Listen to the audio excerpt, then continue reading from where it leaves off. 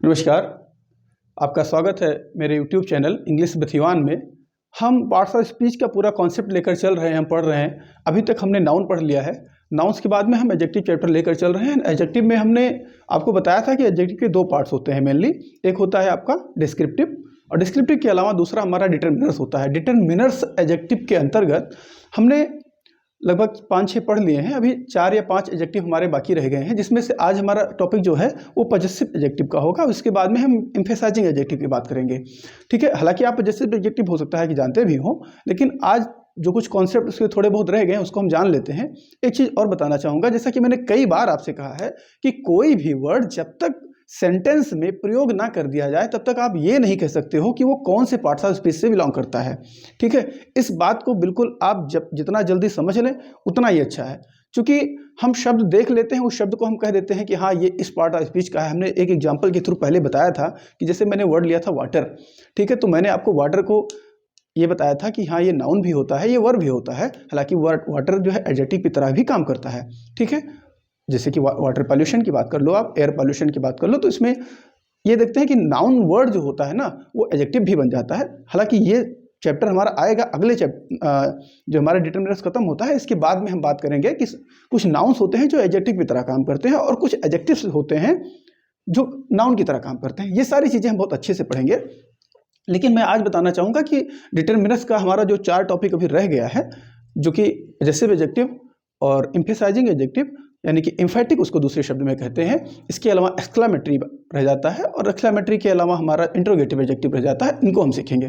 तो first of all हम देखते हैं पजेसिव एडजेक्टिव होता क्या है, इसका मतलब क्या होता है, ठीक है। तो ये जो हमारा टॉपिक आज का है पजेसिव एडजेक्टिव है। पजेसिव एडजेक्टिव, एक चीज़ ध्यान रखना है कि जो डी और जे अगर साथ में रहता है तो डी वहाँ पर साइलेंट होता है। जैसे प्लेज की बात कर लो, ठीक है। सिर्फ जे की नहीं, कई बार जी के साथ भी जो है ऐसा, जिसे हम नॉलेज वर्ड लेते हैं, ठीक है। तो जी की पहले डी है ना, यहाँ साइलेंट है। ऐसे जे की पहले जैसे यहाँ डी है तो ये भी साइलेंट होता है। हमने एक बार बताया भी था, फिर भी मैं आज डिस्कस कर लेता हूँ। जैसे प्लेज है, ठीक है। बहुत सारे वर्ड्स हैं, उसकी बात हम फिर कभी जब प्रोनाउंसिएशन का एक हम वो रखेंगे एक सेशन, तो उसमें हम बात कर लेंगे कि कहाँ कौन सा साइलेंट होता है, ठीक है। आज हमारा टॉपिक जो है वो पजेसिव एडजेक्टिव है। पजेसिव का मतलब क्या होता है ये जानेंगे। पजेसिव मीन्स होता है कि जो वर्ड पोजेशन शो करे, यानी कि the word which is use to show possession. Possession क्या होता है, यानी अधिकार की बात करते हैं हम, यानी कि जो हमारा नाउन का जेनेटिव केस होता है उसको हम बात करते हैं। हमने वो एक वर्ड यूज किया, अभी क्या यूज किया, जेनेटिव, ठीक है। ये जेनेटिव केस होता क्या है, ठीक है। ये आपने हिंदी में अगर कभी पढ़ा हो तो आपने संबंध कारक का नाम सुना होगा। नहीं, जो षष्ठी विभक्ति होती है, यानी कि छठवीं वाली विभक्ति, षष्ठी विभक्ति होती है, वो होती है आपकी क्या, संबंध कारक, ठीक है, यानी कि संबंध सूचक। तो वो संबंध शो करता है, किससे संबंध शो करता है, किसी नाउन से संबंध शो करता है। यानी कि किसी नाउन के पहले जब कोई शब्द आ जाते हैं, ठीक है, तो वो हमारा विशेषण का काम करते हैं, यानी कि एडिशनल इन्फॉर्मेशन देते हैं। ये सारी बातें हमने हमारे कॉन्सेप्ट यानी कि जो पहला हमारा वीडियो लेक्चर रहा है एडजेक्टिव का, उस पर हमने बात कर ली है, ठीक। तो हम ये देखेंगे कि जैसे अगर हमने बात कर ली है, आपके मन में आ रहा होगा तो फिर आप क्यों बता रहे हैं, इसलिए बता रहे हैं क्योंकि आज अभी जो आप देखने जा रहे हैं वो देखने में तो कुछ और लगता है। देखने में हो सकता है कि प्रोनाउन लगे, अभी जो मैं बताने जा रहा हूँ वास्तव में हो क्या सकता है ही है कि देखने में वो प्रोनाउन लगता है लेकिन होता वो एडजेक्टिव है, ठीक है। जैसे एक एग्जाम्पल लेते हैं हम कि जैसे मैं कह रहा हूँ कि माई कार। अब चूंकि कार आप जानते हैं कि कॉमन नाउन है, कॉमन नाउन है, इसके पहले माई वर्ड है, तो ये क्या है, ठीक। आप अच्छा से पढ़ रहे हैं, आप अच्छे से पढ़ रहे हैं, आप जान रहे हैं, आप अच्छी जानकारी रखते हैं। फिर भी मैं बता दूं कि कई बार कन्फ्यूजन होती है, जिन लोगों को नहीं पता है वो भी जानना चाहिए। हम पूरा कॉन्सेप्ट लेकर चल रहे हैं कि माई क्या है। आपको लग रहा है कि ये प्रोनाउन है, लेकिन ये प्रोनाउन नहीं है, यहाँ पर ये एडजेक्टिव है, ये पजेसिव एडजेक्टिव है। पजेसिव इसलिए है, क्यों पजेसिव एडजेक्टिव है, क्योंकि ये पजेस करता है। पजेस करना माने होता है धारण करना, कोई चीज़ रखना, है ना, धारण करना। तो ये क्या पजेस करता है, अपने साथ नाउन पजेस करता है, ठीक है, यानी कि जेनेटिव केस है। जेनेटिव का मतलब यही होता है कि जो चीज़ संबंध स्थापित करता है। तो ये एडजेक्टिव इस नाउन का दोनों का अपना एक रिलेशन है, ठीक है। सिर्फ माई ही क्यों, और भी तो एडजेक्टिव्स हो सकते हैं पजेसिव एडजेक्टिव। तो जितने भी आप जानते होंगे कि पर्सनल प्रोनाउन साथ होते हैं। हमने आपको भी हालांकि प्रोनाउन नहीं पढ़ाया हुआ है, क्योंकि नाउन पढ़ाते हैं। नाउन का और एडजेक्टिव का बहुत ज़्यादा एक क्लोज रिलेशन है, कह सकते हो आप, ठीक है तो प्रोनाउन का भी चूंकि उसी के जगह पर प्रयोग किया जाता है। तो हम ये जानने का प्रयास करेंगे कि जो पर्सनल प्रोनाउंस हैं उन्हीं से ये बनते हैं। वो कौन कौन से वर्ड्स होते हैं, आइए हम देख लेते हैं फटाफट कि जो पर्सनल प्रोनाउंस हमारे साथ होते हैं हमने जैसे ये लिख दिया, चलो आई, वी और यू, शी, ही, इट और दे। ठीक है, ये 4 हमारे हो गए, 3 ये 7। इसी में आप चाहें तो दाऊ भी लिख लें, हालांकि इनका प्रयोग अब ज़्यादा कॉमन होता नहीं है, बट पोएट्री वगैरह में आप देखने को पाते हैं इसको। ठीक है, तो ये भी हम जान लेते हैं। ये हमारे, तो ये दोनों एक ही चीज़ है, समझ लो आप। तो हमारे 7 पर्सनल प्रोनाउंस हैं। ठीक है, इन पर्सनल प्रोनाउंस, ये हमेशा जो है ये प्रोनाउन ही होता है, और इन्हीं का ऑब्जेक्टिव केस जो होता है, यानी कि जो ऑब्जेक्ट की जगह, यानी कि नाउन, सॉरी, ऑब्जेक्ट की जगह का मतलब ये होता है कि जो वर्ब या प्रीपोजिशन के बाद वाली जो केस आती है उसे हम ऑब्जेक्टिव केस कहते हैं। वो प्रीपोजिशन के बाद वही केस आती है जो सेकंड वाली होती है, उसको हम लिख नहीं रहे, जो कि हम प्रोनाउन चैप्टर पढ़ेंगे तब पढ़ेंगे। ठीक, लेकिन जो तीसरी केस इसकी होती है वो पजेसिव केस होती है। ठीक है, यानी कि पजेसिव केस, यानी कि पजेसिव एडजेक्टिव होती है। तो इसका क्या होता है, आई का माई होता है, वी का और होता है, यू का योर होता है। ठीक है, और दाऊ का दाई होता है। ये जानना जरूरी है, इसमें लोगों को कन्फ्यूजन हो जाती है। हालांकि ये कंपटीशन में तो नहीं पूछा जाता, लेकिन किताबों में लिखा मिल जाता है, हमने चर्चा कर दी है। शी का हर होता है, और ही का हिज, और इट का इट्स। ठीक, और दे का देयर होता है। तो आप ये जानिए कि जितने ये पजेसिव एडजेक्टिव्स लिखे हुए हैं, इनके बाद में आपको ये जेनेटिव केस ही है ये, और इनके बाद में हमेशा आपको नाउन लिखा मिलेगा। क्या? इनके बाद में आपको हमेशा नाउन मिलेगा। जैसा कि इनका नाम है पजेसिव एडजेक्टिव, यानी कि जेनेटिव केस, तो पजेसिव का मतलब ही होता है पजेस करना। ठीक, जब पजेस करने का भाव ही यही होता है कि रखना, तो क्या रखते हैं अपने साथ? अपने साथ ही हमेशा नाउन रखते हैं। ठीक, नाउन के अलावा कुछ नहीं रखते हैं। हाँ, एक चीज़ और ध्यान रखिए कि हो सकता है कि इनके बाद कुछ और भी आता हो।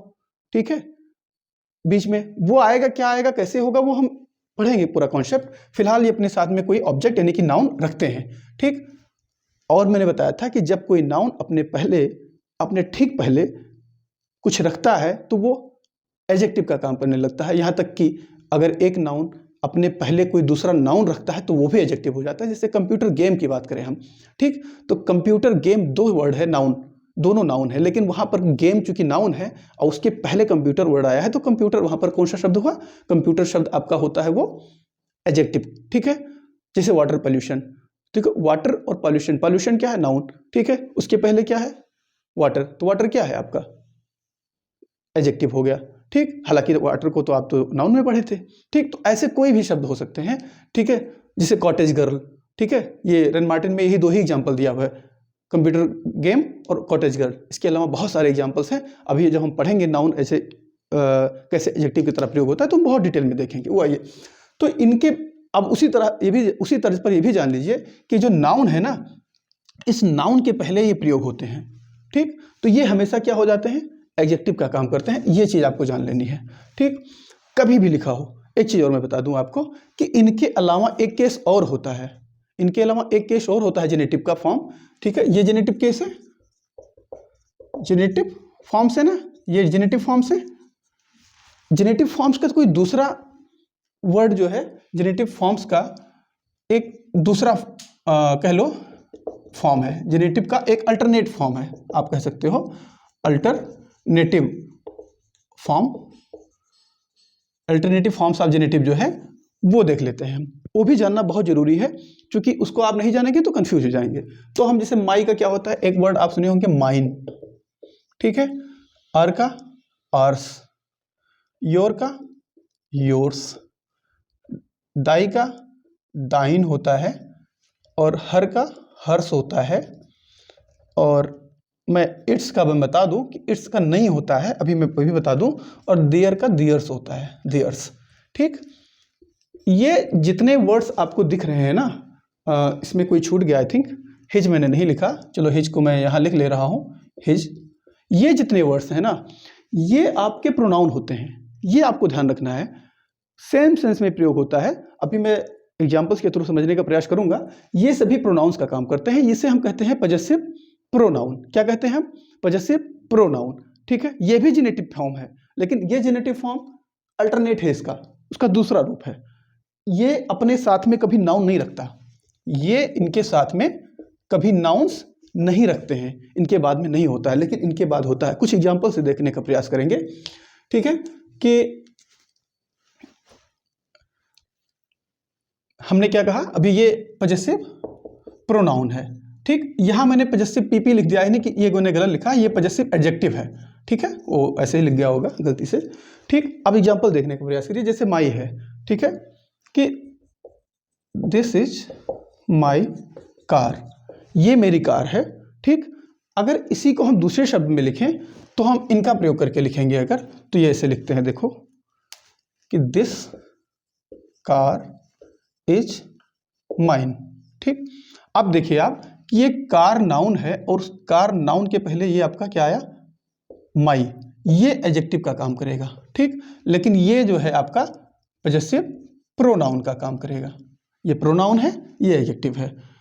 देखिए एक चीज मैं बता दूं, हालांकि मैं पढ़ा चुका हूं, ये कार ये भी नाउन है, मैंने अपने डिमॉन्स्ट्रेटिव वाले चैप्टर में पढ़ा है, डिमॉन्स्ट्रेटिव एडजेक्टिव में ये कार नाउन है और उसके पहले दिस आया, तो ये क्या है, ये भी क्या है, एडजेक्टिव है। और ये कौन सा एडजेक्टिव है, डिमॉन्स्ट्रेटिव, हमने ये भी पढ़ा दिया है।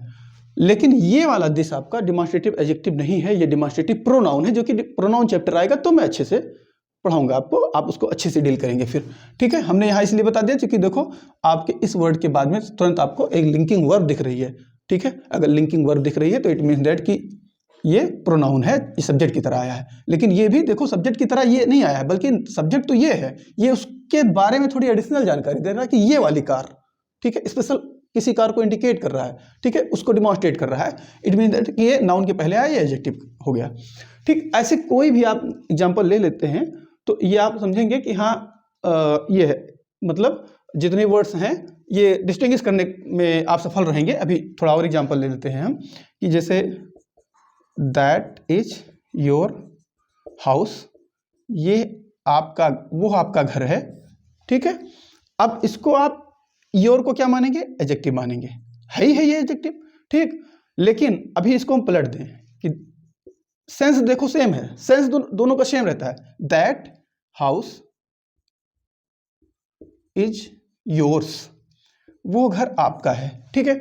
ये देखो इसके बाद में आप नाउन नहीं रख सकते, लेकिन इसके बाद में नाउन रखे हैं, नाउन नहीं रख सकते तो ये प्रोनाउन खुद ही है, ठीक है। क्योंकि लिंकिंग वर्ब के बाद में क्या आता है, कॉम्प्लीमेंट आता है, क्या आता है, कॉम्प्लीमेंट आता है, मैंने बता रखा है पहले से, ठीक है। हालांकि लिंकिंग वर्ब मैंने भी पढ़ाया नहीं है, क्योंकि वर्ब चैप्टर आएगा तो हम अच्छे से डील करेंगे, लेकिन लिंकिंग वर्ब के बाद में कॉम्प्लीमेंट आता है, मैंने बताया था। और कॉम्प्लीमेंट की जगह या तो प्रोनाउन आता है और या तो नाउन आता है, दूसरा कुछ नहीं आ सकता। हाँ एडजेक्टिव आता है, वो अलग बात है, बट मेनली जब वो आएगा तो किसी के साथ आएगा, ठीक है।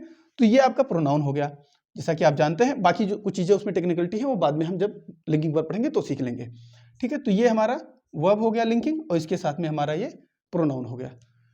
ये वर्ब हमारा लिंकिंग है, ठीक। तो इसके बाद में ये प्रोनाउन, आप तो कह सकते हो कि उसके बाद भी तो प्रोनाउन, नहीं ना, ये प्रोनाउन नहीं है, इसके बाद में तो ये आपका कॉम्प्लीमेंट का काम तो नाउन कर रहा है, उसके पहले ये साथ में आ गया एडिशनल जानकारी के लिए, तो एडजेक्टिव का यूज कर लिया है मैंने।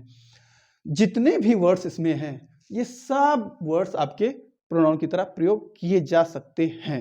आइए मैं इसको हम इरेज कर लेते हैं, इसके बाद में हम आगे बात करते हैं। हम और एग्जांपल ले लेते हैं, जैसे आवर्स ले लें या कोई और एग्जांपल ले लेते हैं, ठीक है। तो हम कहेंगे कि अभी दिस इज आवर स्कूल, ये हमारा स्कूल है, ठीक है। तो हम कहेंगे दिस स्कूल इज आवर्स, ठीक। ये देखो प्रोनाउन की तरह प्रयोग हो गया, ठीक। ये आपका नाउन, तो ये हो गया आपका एडजेक्टिव, इसकी तो चलो बाद में बात कर लेंगे। ये आपका जो है एडजेक्टिव हो गया। ये योर्स, दियर्स, इन सब का प्रयोग, कई बार लोगों को थोड़ी कंफ्यूजन इसमें होती है कि हिज को लेकर ज़्यादा लोगों को कंफ्यूजन हुई, हमने देखा, उसको मानने को तैयार नहीं होते। जैसे मैं कहूँ कि दिस इज हिज कार, अब देखो, और एक सेंटेंस में और लिख रहा हूं, दिस कार इज हिज, ठीक। आप प्राइमा फेसी देखेंगे जो ना प्रथम दृष्टया, तो कहेंगे कि ये वाला सेंटेंस गलत है, आप ऐसा कहेंगे अगर आपने ठीक से ऐसे नहीं देखा होगा तो, लेकिन सर्वथा सही है, ये सेंटेंस गलत नहीं है। आप देखिए कि चूंकि मैंने बताया ना कि आप इसलिए इसमें कंफ्यूज होते हैं क्योंकि जितने और ये हमारे पजेसिव एडजेक्टिव्स हैं, इनके रूप जो है चेंज हो जाते हैं। ठीक, वहां देखिए आप, ठीक है, सब में आर है तो एस लग जाता है, एस आर्स हो गया, दियर्स हो गया, योर्स हो गया, माइन हो गया, माई का। लेकिन जो हिज है ना, इसका हिज और इसका हिज का रूप जो है एक ही है, एक ही रूप है, फॉर्म एक ही है, देखने में एक ही है, यूज उनका अलग अलग हो जाता है। ठीक, तो क्या ऐसा है कि वो हिज जो है प्रोनाउन नहीं होता? होता है। ठीक है, दिस कार इज हिज, ये उसकी कार है। आपको कंफ्यूजन लग सकती है, लेकिन इस बात को बिल्कुल गांठ बांध लीजिए, एकदम सत्य है ये। और अगर कहीं प्रॉब्लम होती है तो आप जैसे फील्ड को रेफर कर सकते हैं, या कोई भी अच्छी किताब उठाएंगे आप वहाँ इसको लिखा पाएंगे। ठीक है, कि हाँ ऐसा होता है। दूसरी बात मैं बता दूं कि आप जब एनालिसिस करेंगे, जब पढ़ेंगे, अब ना आज अगर ये बात जान लेते हैं तो जब आप बुक्स पढ़ेंगे, बहुत सारी किताबें आप पढ़ते रहते हैं, आपको कभी ना कभी ऐसा यूज देखने को मिल जाएगा कि हिज के बाद में कोई नाउन नहीं लिखा हुआ है और वहाँ फुल स्टॉप लिखा हुआ है, लगा हुआ है, सेंटेंस से अंत हो रहा है या कैसे भी, तो आप वहाँ समझेंगे कि ये क्या है, ये प्रोनाउन है। मान लिया एग्जाम में कभी आ जाए ऐसे सेंटेंस दे दिया जाए, अंडरलाइन कर दे कि ये कौन सा पार्ट ऑफ स्पीच है, ठीक है, तो ये प्रोनाउन है, एडजेक्टिव नहीं है, इतना ध्यान रखना। लेकिन अगर ये वाला हिज क्या है, ये वाला हिज आपका एडजेक्टिव है, प्रोनाउन नहीं है। क्यों? क्योंकि ये नाउन के पहले आया है। ठीक है, इतनी बात समझ में आनी चाहिए। ठीक है, ऐसे सेंटेंस हो सकता है कि दिस इज हिज, ये सेंटेंस सही माना जाएगा, गलत नहीं है, दिस इज हिज। ठीक है, दैट इज योर्स, वो आपका है। ठीक है, ये वाला। तो आई होप कि आपको बहुत अच्छे से समझ में आया होगा कि पजेसिव प्रोनाउंस क्या होते हैं, वो पजेसिव एडजेक्टिव्स क्या होते हैं, और उनका जो दूसरा अल्टरनेटिव फॉर्म्स ऑफ जेनेटिव है, जेनेटिव का जो दूसरा फॉर्म है, ठीक है, वो पजेसिव प्रोनाउन होता है और उनका यूज कैसे होता है। हालांकि जब मैं पजेसिव प्रोनाउन पढ़ाऊंगा तो उसमें मैं क्लियर और अच्छे से इन सब का एग्जाम्पल देके बहुत अच्छे से बात करेंगे हम। ठीक है, तो आप इस पर बात करिए। कहीं कोई प्रॉब्लम होती है तो आप मुझे कमेंट बॉक्स में कर सकते हैं, आप मुझे व्हाट्सएप कर सकते हैं। ठीक है, हमारा नंबर जो है लिंक उसमें हमारे टेलीग्राम, जो हमारा टेलीग्राम चैनल है उस पर आप कर सकते हैं, या जो यूट्यूब का चैनल है वहाँ पर भी नंबर हमने जो है व्हाट्सएप के लिए, टेलीग्राम के लिए उपलब्ध करा रखा है, तो वहाँ पे आप कॉन्टेक्ट कर सकते हैं। आइए हम देखते हैं दूसरा अपना एडजेक्टिव। एडजेक्टिव हमारा जो है एम्फेसाइजिंग, यानी कि एम्फेटिक एडजेक्टिव क्या होता है। आइए इसको इरेज कर लेते हैं। अब जैसे हम बात करते हैं कि आखिर एम्फेटिक एडजेक्टिव क्या होता है। एम्फेटिक यानी कि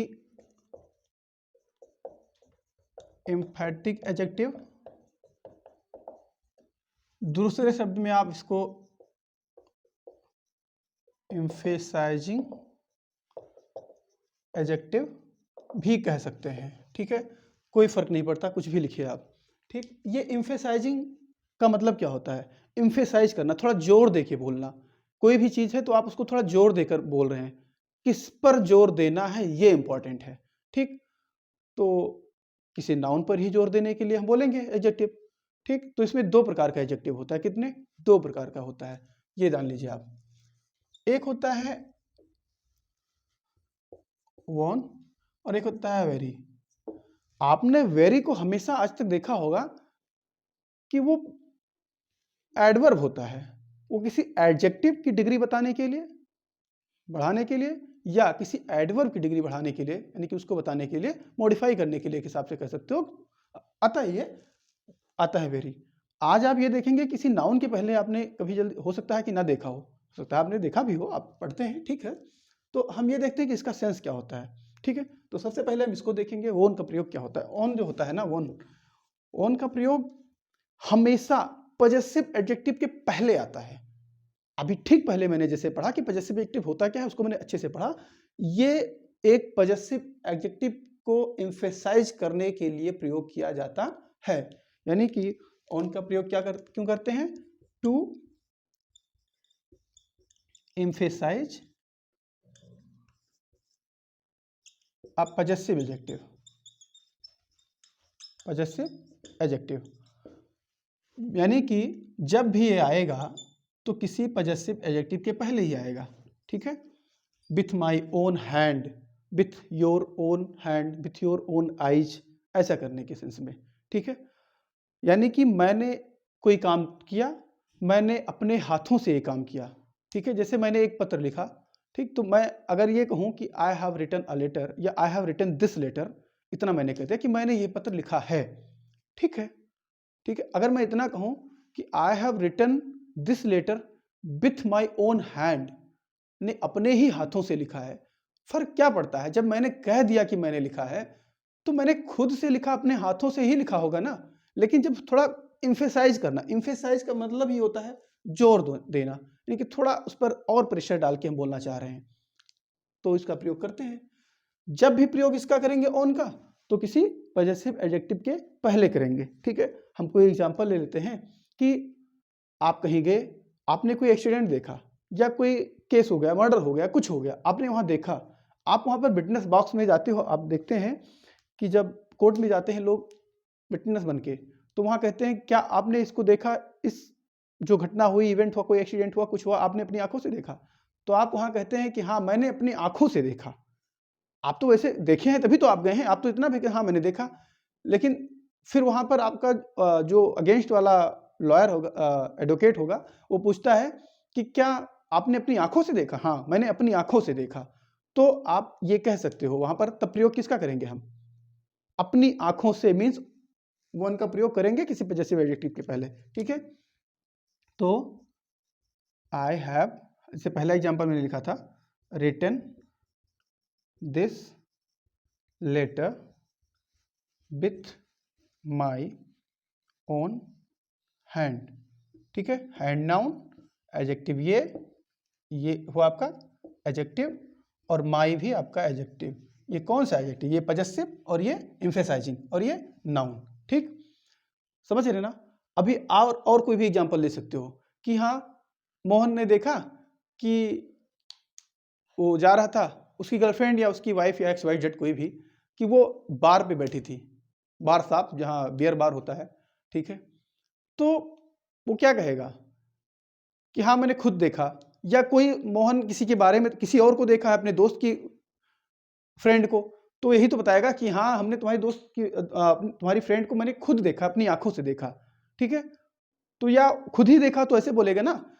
तो हम क्या कहेंगे कि he has seen his girlfriend at the bar with his own eyes.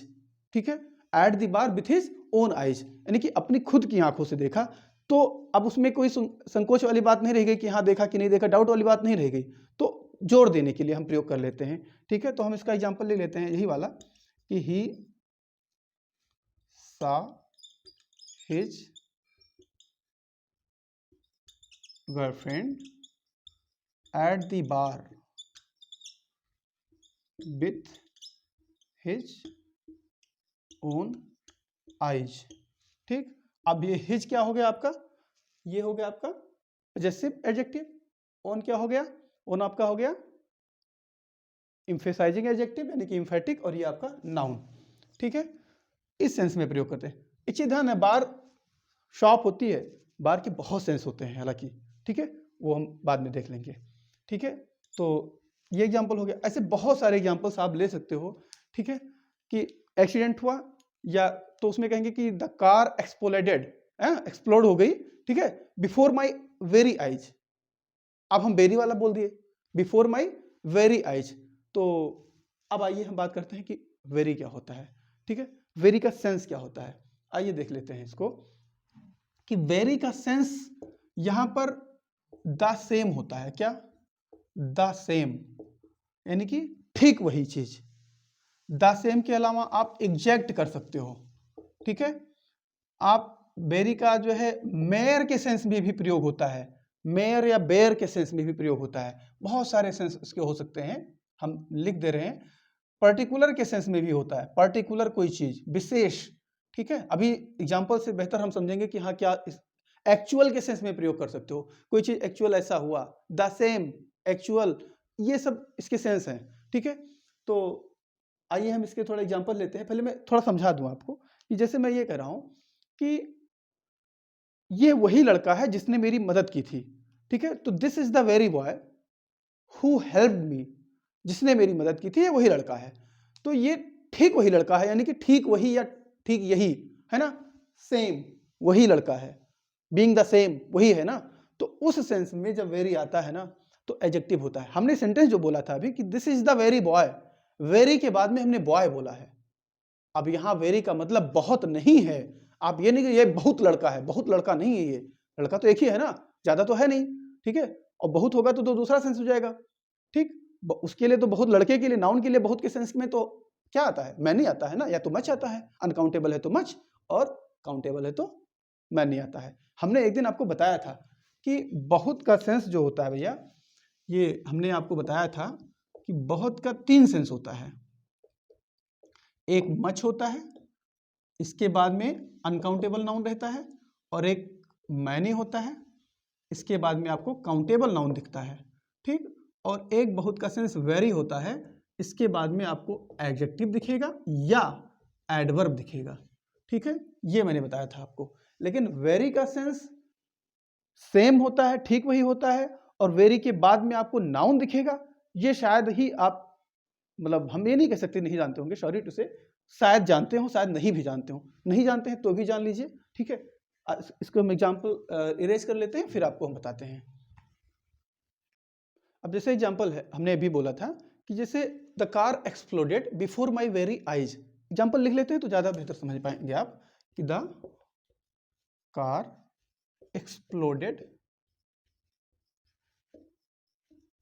Before my very eyes, ठीक है।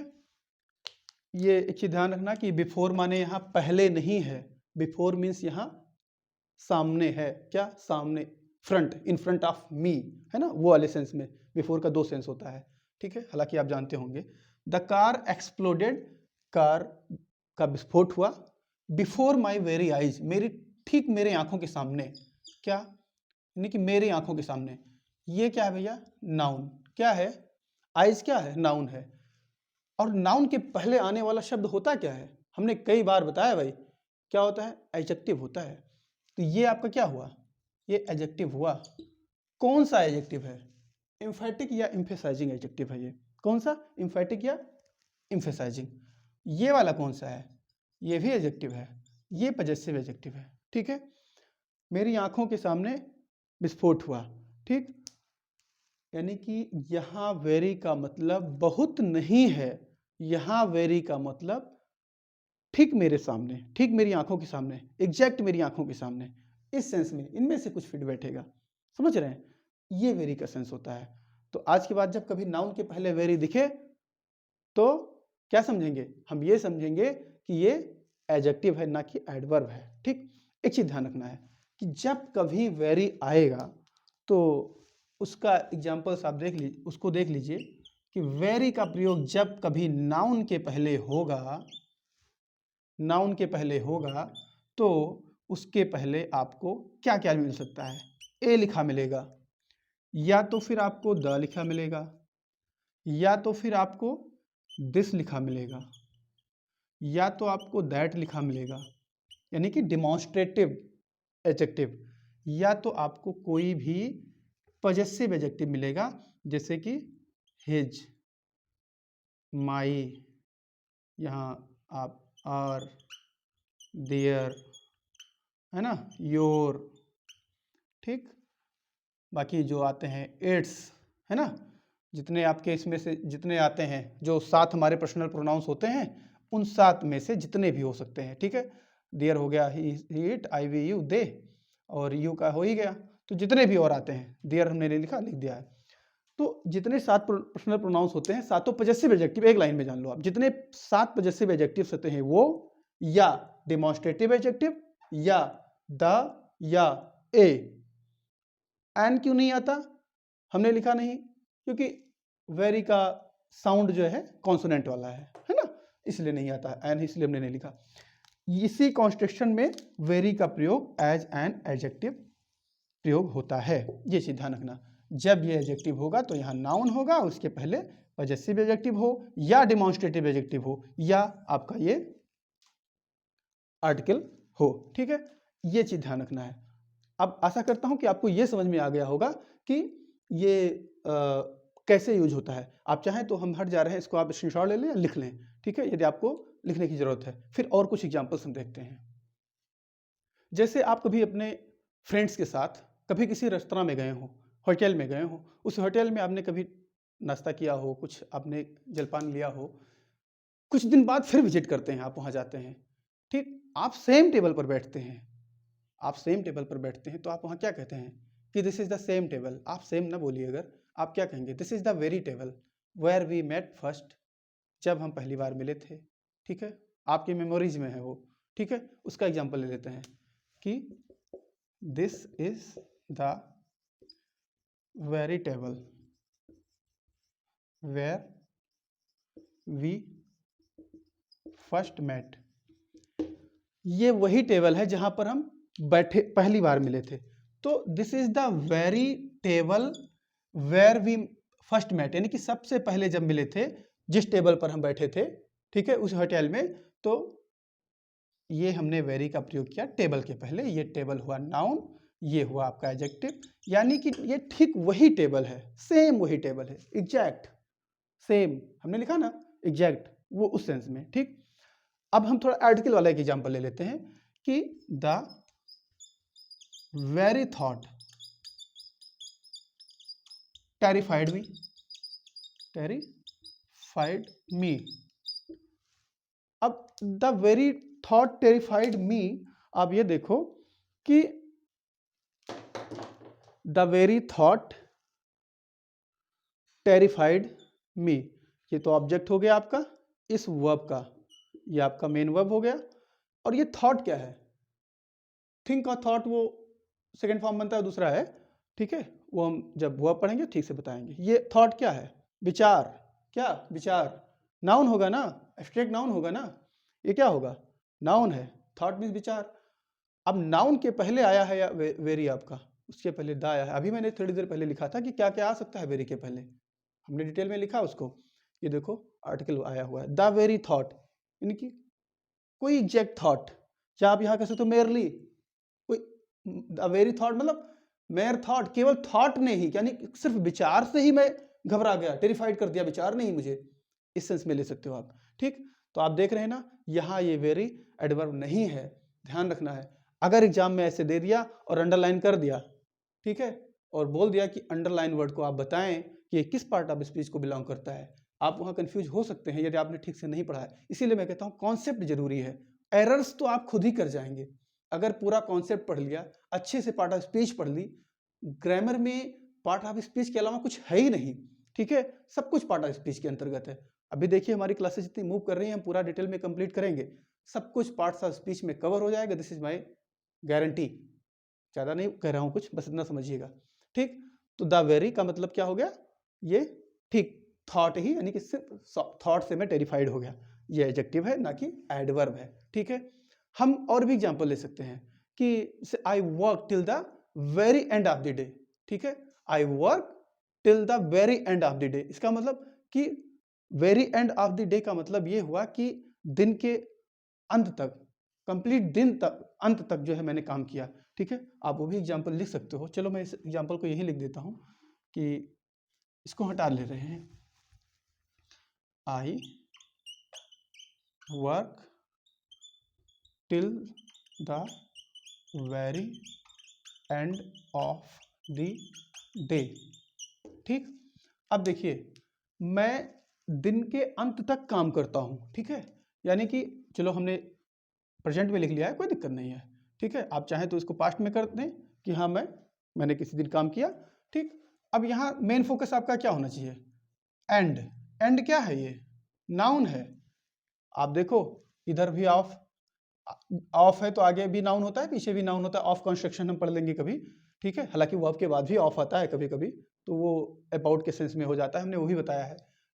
और भी सेंस में आता है, सिर्फ अबाउट ही नहीं, हम बात कर लेंगे। ठीक है, ये देखो आप, वो प्रीपोजिशन में बात करेंगे हम बहुत अच्छे से। ये नाउन, द वेरी, यहाँ पर एडजेक्टिव। हम चैप्टर डिटरमिनर्स डील कर रहे हैं, डिटरमिनर्स के अंतर्गत बहुत अच्छे से हम एडजेक्टिव को देख रहे हैं। ठीक है, तो यहाँ द वेरी का सेंस, यानी कि I work till the very end of the day का मतलब कि दिन के बिल्कुल अंत तक, ठीक अंत तक, जब तक दिन था तब तक मैं काम किया या मैं काम करता हूँ। ठीक है, ठीक है, टेंस के अकॉर्डिंग तो वो तो आप समझ ही जाएंगे। ठीक, तो और भी बहुत सारे एग्जांपल्स हो सकते हैं कि हम अपनी लाइफ में ले सकते हैं कि मान लिया you might be the person, आप वही पर्सन हो सकते हो, you might be the very person, ठीक पर्सन हो सकते हो। ठीक है, कि किसके लिए, जिसके लिए मैं कोई काम हमारे पास है तो मैं आपको ढूंढ रहा था, तो वी आर लुकिंग फॉर, यानी कि we are searching for. Looking for मतलब सर्चिंग फॉर होता है, मैंने आपको बताया हुआ है फ्रेजल वर्ब में कि we are looking for this job. You might be the very person, you might be the very person. हम एग्जाम्पल भी लिख लेते हैं, चलो इसको इरेज ही करना पड़ेगा, जिसे you might be the very person we are looking for this job. इस जॉब के लिए मैं जिस व्यक्ति को ढूंढ रहा था, आप वो आदमी हो सकते हैं, ठीक है। You might be the very person, आप ठीक वही इंसान हो सकते हैं, you might be the same person, ठीक है। ये देखो नाउन, ये एडजेक्टिव, ठीक। और we are looking for, looking for ये फ्रेजल वर्ब है, PHR कह सकते हो, इसका मतलब होता है सर्च फॉर, ढूंढना, है ना, सर्च होता है दिस जॉब, जिसके लिए मैं ढूंढ रहा था। और भी एग्जाम्पल दे सकते हो, ठीक है, कि आपने किसी के बारे में पूछा, आपकी कोई सहेली है, आप कोई महिला है, आपकी कोई सहेली, आपने पूछा वो कहाँ है, तो आप बता सकते हैं, आप ऐसे बोलते हैं, हो सकता है कि अपने बॉयफ्रेंड के साथ बीच पर गई हो, ठीक है। इस मोमेंट वो अपने बॉयफ्रेंड के साथ कहीं किसी बीच पर गई हो, तो she is probably with her boyfriend at some beach right this moment, at this moment.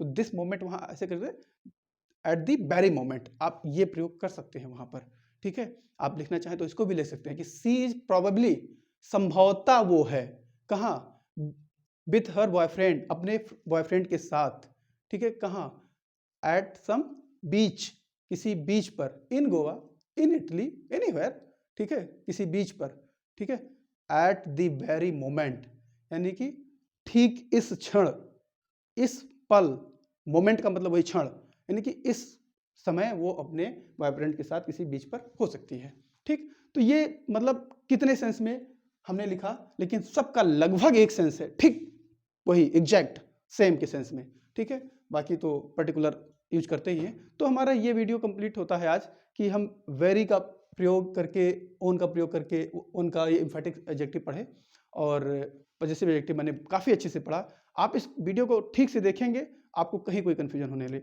अगला वीडियो हमारा आएगा जो, वो इंटेरोगेटिव एडजेक्टिव्स का होगा, और इंटेरोगेटिव एडजेक्टिव के बाद एक्सक्लामेटरी एडजेक्टिव का होगा। ध्यान रखिएगा कि कई बार क्या होता है ना, यहाँ तक कि एक बहुत अच्छी किताब है, हम नाम नहीं लेना चाहते हैं अभी, उस किताब में भी एक्सक्लामेटरी एडजेक्टिव को गलत पढ़ाया गया है। फॉरेन राइटर की किताब है, उसको गलत पढ़ाया उन्होंने। क्या गलत पढ़ाया? क्योंकि जो एक्सक्लामेटरी एडजेक्टिव होता है ना, उसमें व्हाट का प्रयोग होता है, और व्हाट का प्रयोग एक्सक्लामेटरी प्रोनाउन के लिए भी होता है। तो दोनों में डिफरेंस क्या है, ये डिफरेंस लोग नहीं समझ पाते कई बार, ठीक है। हम उसको क्लियर करेंगे नेक्स्ट वीडियो में अपने, ठीक है। कीप वॉचिंग, नमस्कार।